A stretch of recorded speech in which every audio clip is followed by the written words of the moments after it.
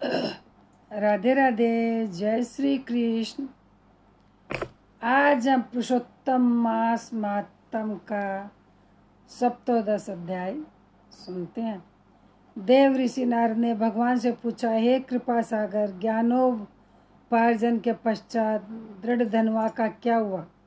श्री नारायण बोले, राजा, दृढ़ धनवा अपने पूर्व जन्म की कहानी सुनकर अति आश्चर्य से भर उठे और सुदेव ब्राह्मण के रूप में अपने पूर्व जन्म की इतनी कथा सुनने के पश्चात आगे का विवरण जानने की उनकी आकांक्षा और भी अधिक बलवती हो उठी थी। अतः उन्होंने महर्षि वाल्मीकि से आगे की कथा सुनाने की विनती की। वाल्मीकि जी ने आगे कहना शुरू किया, हे राजन, अपनी पत्नी की ऐसी कर्णप्रिय शीतल वाणी को सुनकर सुदेव शर्मा ने धीरज रख लिया और हरि के ध्यान में मग्न रहकर जीवन बिताने लगे। कुछ काल यूं ही बीत गया। एक दिन सुदेव ब्राह्मण श्री हरि चिंतन में निमग्न समिधा कुश फल फूल एकत्र करने हेतु वन की ओर चले गए। तब उनका पुत्र सुखदेव भी मित्रों के साथ स्नान और जल क्रीड़ा करने हेतु एक सरोवर पर चला गया। ग्रीष्म ऋतु थी, अतः सभी बालक एक दूसरे पर जल उछलने लगे। सुखदेव को इस खेल में बड़ा आनंद प्राप्त हो रहा था। खेलते हुए सभी बालक सरोवर में आगे बढ़ते गए। खेल में बालकों ने सुखदेव को गहरे जल की ओर भगा दिया और वह भी उन बालकों से बचने के लिए उधर बढ़ गया। देवसात वह था जल में डुबकी खा गया। गहरे जल में नीचे की ओर उतरता ही चला गया। खेल में सुखदेव जल में इतना नीचे उतर गया कि वह अपने को संभाल न सका। अत्यंत व्याकुल होकर वह निकलने का प्रयास करने लगा, लेकिन वह ऐसा न कर सका और उसकी मृत्यु हो गई। यह देखकर अन्य बालक हाहाकार करते हुए वहां से भागे। इस शोक समाचार को उसकी माता गौतमी को आकर सुनाया। बालकों की ऐसी वज्रपात जैसी वाणी सुनकर गौतमी पुत्र के शोक में विह्वल और धरती पर मूर्छित होकर गिर पड़ी। उसी समय सुदेव ब्राह्मण घर पर आए और पुत्र की मृत्यु का संवाद सुनकर वह भी कटे वृक्ष की तरह पृथ्वी पर पछाड़ खाकर गिर गए। काफी समय तक विलाप करने और पड़ोसियों के एकत्रित होने के पश्चात उस सरोवर पर गए और सुखदेव के शव को सरोवर से बाहर निकाल लिया। पुत्र के शव को अंक में भरकर सुदेव ने उसके मुख को अनेक बार चूमा। करुण रुदन करते हुए सुदेव गदगद वाणी में विलाप करने लगा, हे पुत्र, मेरे सोच को दूर करने वाली मनोहर शीतल वाणी में मुझसे वार्ता तो कर। हे बेटे, मुझे इससे सुख मिलेगा। हे वत्स, वृद्ध माता पिता को असमय में छोड़कर तुम्हारे जाना उचित नहीं। हे पुत्र, तुम शीघ्र उठो और सोना छोड़कर जल्दी पढ़ने के लिए बैठो। मैं तुम्हें छोड़कर घर नहीं जाऊंगा। वहाँ अब क्या रखा है? मैंने कोई निंदित कार्य नहीं किया, ब्रह्महत्या नहीं की, इस पर भी किस कुकर्म का मुझे यह फल मिला है। हे निर्दयी विधाता, तुम्हें इस दिन की वृद्ध की आंखें निकाल कर क्या लाभ मिला है? हे पुत्र, तुम कुछ तो बोलो। तुम्हारी यह माता कैसा विलाप कर रही, क्या उसे देखकर भी तुम्हें कुछ भी दया नहीं आती? मुझसे तो राजा दशरथ ही धन्य है, जिन्होंने पुत्र श्री राम के वन गमन पर अपने प्राण त्याग दिए। वे पुत्र के विरह से ही इतने दुखी हो गए, लेकिन मैं अपने पुत्र के निधन पर भी जीवित हूँ। मुझे धिक्कार है। गोविंद, हे विष्णु, हे यदुनाथ, हे रुक्मिणीपति, हे मुरारे, दीनों पर दया करने वाले दयालु भगवान, मेरे पुत्र के शोक का नल से रक्षा करो। इसी प्रकार काफी समय तक ब्राह्मण सुदेव और उसकी पत्नी गौतमी भगवान का नाम लेकर विलाप करते रहे। इति श्री पुरुषोत्तम मास महात्मने दृढ़ धन्वोपास्याने सुदेव विलापो नाम सप्तदशो अध्याय समाप्त। 18वां अध्याय। नारद जी बोले, तपोनिधि राजा दृढ़ धन्वा को वाल्मीकि जी ने इसके उपरांत क्या सुनाया, कृपया उस संपूर्ण वृत्तांत को मुझे सुनाइए। श्री नारायण जी बोले, दृढ़ धन्वा अपने पूर्व जन्म की एक कथा सुनकर आश्चर्यचकित रह गए उन्होंने महर्षि वाल्मीकि जी से प्रार्थना की, ब्राह्मण आपके वचन अमृत के समान मीठे हैं, जिसको सुनकर मन ही नहीं बढ़ता। कृपया आगे का चरित्र भी सुनाइए। वाल्मीकि जी बोले, हे राजन, यह ब्राह्मण जिस समय पुत्र शोक में विलाप कर रहा था, उस समय दसों दिशाओं में भीषण गर्जन करते हुए घने बादल छा गए और पर्वतों को कँपाती हुई भयानक हवा चलने लगी। मेघ गर्जना से दिशाएं कांपने लगी। 1 मास तक निरंतर वर्षा की झड़ी लगी रही और धरती पर पानी पानी हो गया, किंतु पुत्र शोक में व्याकुल वह ब्राह्मण सुदेव कुछ न जान सका। वह पूरे महीने अन्न जल त्याग कर हा पुत्र पुकारता रहा। इस प्रकार निराहार रहकर प्रभु का ध्यान और पुत्र का विलाप करते हुए उसका पूरा महीना बीत गया। ब्राह्मण सुदेव तो दीन दुनिया को भूल कर पुत्र शोक में निराहार निर्जल रहा था, परंतु भगवान श्री कृष्ण परम प्रिय पुरुषोत्तम मास था। वह महीना ब्राह्मण को इसका ज्ञान न था। तब भी भगवान के स्मरण और कीर्तन करते रहने से पुरुषोत्तम मास का व्रत और सेवा हो गई। उसके फलस्वरूप श्री हरि अत्यंत प्रसन्न होकर उस ब्राह्मण दंपत्ति के सन्मुख प्रकट हो गए और भगवान पुरुषोत्तम के दर्शन करके गोद से मृत पुत्र को धरती पर रखकर पति पत्नी खड़े हो गए। भगवान को दंडवत प्रणाम किया। भगवान को दंडवत प्रणाम करने के पश्चात ब्राह्मण सुदेव ने हाथ जोड़कर भगवान श्री कृष्ण से कहा कि प्रभु, आप ही हमारा एकमात्र सहारा और आधार है। मैं पुत्र के असमय मृत्यु के कारण शोकाग्नि में जल रहा हूँ, आप मेरी शोक से रक्षा कीजिए। ब्राह्मण सुदेव की यह प्रार्थना सुनकर भगवान कृष्ण कहने लगे, हे सुदेव, तुम धन्य हो, परम भाग्यशाली हो। तीनों लोकों में तुम्हारे भाग्य को कहने में कोई समर्थ नहीं है। ये तपोधन, अब जो आगे होगा वह सुनो। मैं वरदान देता हूँ कि तुम्हारा ये पुत्र 12,000 वर्ष तक जीवित रहेगा। इसी प्रकार का एक प्राचीन इतिहास है जिसे राजा रघु से भी मार्कंडेय ऋषि ने कहा था। मैं तुम्हें वह इतिहास सुनाता हूँ, ध्यान पूर्वक सुनो। श्री नारायण जी बोले, अत्यंत प्राचीन काल में धनुर नामक एक महान तपस्वी थे। उन्होंने संसारी मनुष्यों को पुत्र संबंधी मानसिक दुख से दुखित होते देखा। तब इससे उनका मन अत्यंत दुखी हुआ। तब वह विचारने लगे, मुझे अमर पुत्र लाभ हो। इसलिए उन्होंने 1000 वर्ष तक कठोर तप किया। वह देवताओं ने आकर धनु से कहा कि हे मुनीश्वर, हम तुम्हारे तप से प्रसन्न, तुम्हारा कल्याण हो, जो इच्छा हो वर मांगो। देवताओं के इस प्रकार वचन सुनकर महर्षि धनुर्नाम ने कहा, मुझे अमर और बुद्धिमान पुत्र दीजिए। वह देवताओं ने कहा, ऐसा भी पृथ्वी पर तो नहीं हो सकता। तब ऋषि ने कहा, निमित्त आयु वाला पुत्र दे दीजिए। देवता बोले, निमित्त किसे कहते हैं? मुनि बोले, यह सामने जो बड़ा पर्वत है, यह जब तक रहे मेरा पुत्र भी तब तक जीवित रहे। तब देवता ऐसा ही हो यह वरदान देकर स्वर्ग चले गए। देवताओं के वरदान से महर्षि धनुर्नाम ने समय आने पर अत्यंत सुंदर पुत्र प्राप्त किया। वह पुत्र चंद्रमा के सदृश बढ़ने लगा। जब वह 16 वर्ष का हो गया तो उसके पिता धनुर्नाम मुनि बोले, हे पुत्र, महात्माओं की कभी अवज्ञा न करना और सदैव धर्म का पालन करना। पुत्र जानता था कि वह निमित्तायु है, अतः इस घमंडवश वह मुक्त होकर मुनियों को कुछ भी नहीं समझता था।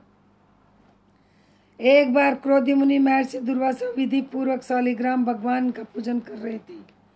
उसी समय वह आ पहुंचा और उस मूर्ति को उठाकर चंचलता से गहरे कुएं में डाल दिया। क्रोधित होकर मुनि ने शाप दिया, किंतु वह न मरा। तब मुनि सोच में पड़ गए, अरे धनु के पुत्र को देवताओं ने निमित्तायु बना दिया है। इस प्रकार चिंता करते मुनि लंबी सांस छोड़ने लगे। उस श्वास से अनेकों भैंसें उत्पन्न हो गई, जिन्होंने उस पहाड़ में टक्कर मार मार कर उसके टुकड़े टुकड़े कर दिए। पहाड़ के खंड खंड होते ही मुनि धनुर नाम का वह दुर्मद पुत्र भी मर गया। महर्षि धनुर्नाम अपने मरे हुए पुत्र को देखकर रोने लगे और उसके शरीर को लेकर अग्नि प्रज्वलित कर उसमें पुत्र सहित भस्म हो गए। यह कथा सुनाने के बाद भगवान कृष्ण ने सुदेव से आगे कहा, हे सुदेव, परंतु बड़ी आयु पाकर भी तुम्हारा पुत्र वैसा नहीं होगा। यह पुत्र तुम्हें गरुड़ ने दिया है। ऐसा पुत्र पाने से तुम इस संसार में प्रशंसनीय होंगे। मैंने तुम्हारे इस पुत्र को पुरुषोत्तम मास के व्रत से प्रसन्न होकर बड़ी उम्र का बना दिया। गृहस्थ धर्म का पूर्ण सुख भोग कर तुम ब्रह्मलोक में जाओगे, वहाँ भी सुखी रहोगे। इस प्रकार 1000 देवताओं के वर्ष तक सुख भोगने के बाद पृथ्वी पर तुम्हारा जन्म होगा, जहाँ चक्रवर्ती राजा बनोगे। दृढ़ धनवा नामक राजा बनकर तुम अनेकों सुख समृद्धि सेना और निष्कंटक राज्य आदि का सुख 10,000 वर्ष तक पृथ्वी पर भोगोगे। तुम्हारे 4 श्रेष्ठ पुत्र होंगे एवं एक भाग्यशाली सुशीला और अत्यंत सुंदरी कन्या होगी। हे बड़भागी, इस प्रकार देव दानव दुर्लभ अनेकों सुख भोगने से तुम अपने को कृतार्थ मान बैठोगे और अज्ञानवश तुम्हारा मन दुस्तर सांसारिक सुखों की ओर लग जाएगा और तुम संसार समुद्र के पार करने वाले विष्णु भगवान को भी भूल जाओगे। तब यही तुम्हारा पुत्र तोता बनकर और वट वृक्ष पर बैठकर तुम्हें ज्ञान देगा। उस समय तुम तोते के श्लोकों का भाव न समझ पाने के कारण उदास हो घर आकर चिंता के समुद्र में लीन हो जाओगे। हे सुदेव, उस समय तुम्हें वाल्मीकि ऋषि आकर ज्ञान देंगे। तब संसार निवृत्त होने पर सांसारिक सुखों को त्याग कर श्री हरि पद को अपनी स्त्री के साथ पाओगे, जिसमें गया लौटता नहीं है। भगवान ने सुदेव को उसके आगामी जीवन की कथा सुनाने के बाद उसके पुत्र को जीवित कर दिया। पति पत्नी दोनों ही पुत्र को जीवित देखकर बड़े प्रसन्न हुए। देवता भी उनके ऊपर पुष्प वर्षा करने लगे। सुखदेव ने उठकर श्री हरि और माता पिता के चरणों में प्रणाम किया। उस समय अपने अंश से उत्पन्न पुत्र सुखदेव को देखकर गरुड़ जी बड़े प्रसन्न हुए। ब्राह्मण सुदेव ने हाथ जोड़कर भगवान से कहा, प्रभु, मैं 4000 वर्ष तक कठोर तप करता रहा। तब आपने प्रकट होकर कहा था, हे पुत्र, तुम्हारे भाग्य में पुत्र नहीं है। अब उसके विपरीत स्वयं आकर मेरे पुत्र को जीवित कर दिया। इसका क्या कारण है? कृपया मुझे बतलाकर मेरे संशय और भ्रम का निवारण करने की कृपा कीजिए। इति श्री पुरुषोत्तम मास महात्म्य सुदेव पुत्र जीवनो नाम 18 अध्याय समाप्त।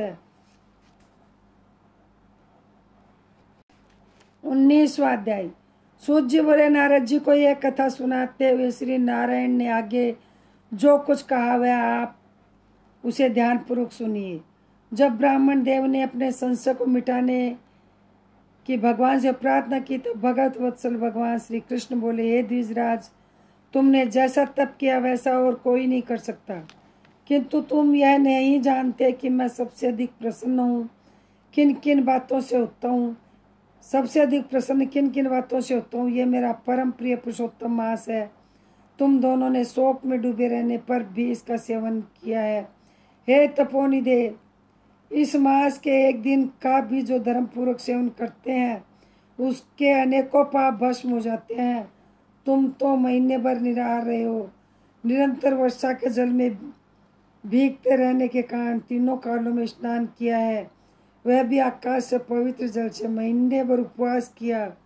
शोक में होने के कारण चेतना नष्ट होने से तुम पुरुषोत्तम मास को जान भी न सके तथा बिना जाने ही उसका नियम पालन करते रहे।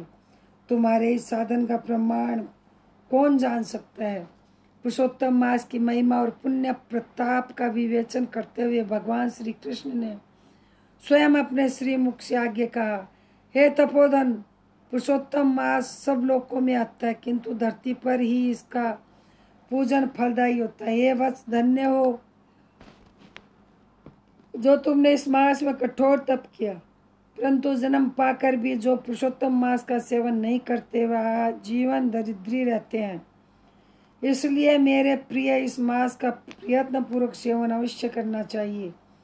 ब्राह्मण सुदेव पुरुषोत्तम मास की सेवा से मृत पुत्र सुखदेव को जीवित देखकर स्त्री सहित बड़ा प्रसन्न हुआ। कहने लगा, बिना जाने मुझसे इसका सेवन हुआ, फिर भी मेरा धर्म सफल हुआ। इसी से मेरा मरा पुत्र जीवित हो गया। इस तरह का दूसरा कोई मास नहीं और न पहले देखा था और न ही सुना था। इस प्रकार आश्चर्य करके आगे भी वे पति पत्नी दोनों ही पुरुषोत्तम मास में स्नान, व्रत और पूजा आदि करने लगे। पुत्र प्राप्त कर ब्राह्मण स्त्री सहित आनंद से रहने लगा। पुत्र भी माता पिता को सत्कार द्वारा प्रसन्न करने लगा। सब दुखों के नाशक पुरुषोत्तम मास के नियमानुसार अपनी स्त्री के साथ जप हवन आदि करते हुए वह ब्राह्मण स्त्री सहित अनेक सुखों को भोग कर 1000 वर्ष बाद परमलोक को गया।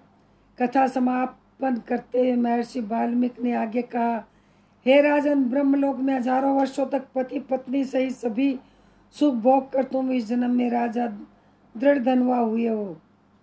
पुरुषोत्तम मास की सेवा करने से तुम्हें यह सब वैभव और रिद्धियां प्राप्त हुई है।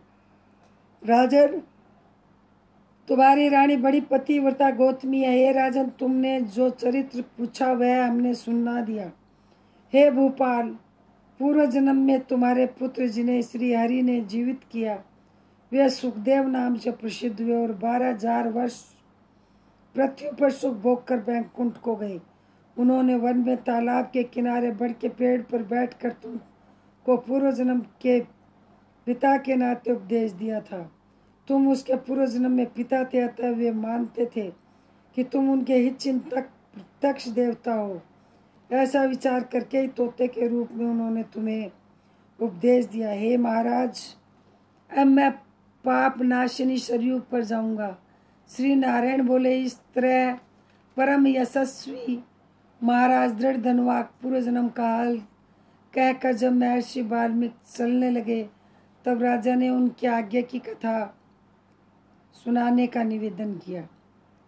इति श्री पुरुषोत्तम मास महात्म्ये वाल्मीकि प्रोक्त दृढ़ धन्वोपाख्याने एकोनविंशतितमो अध्याय समाप्त। राधे राधे, जय श्री कृष्ण।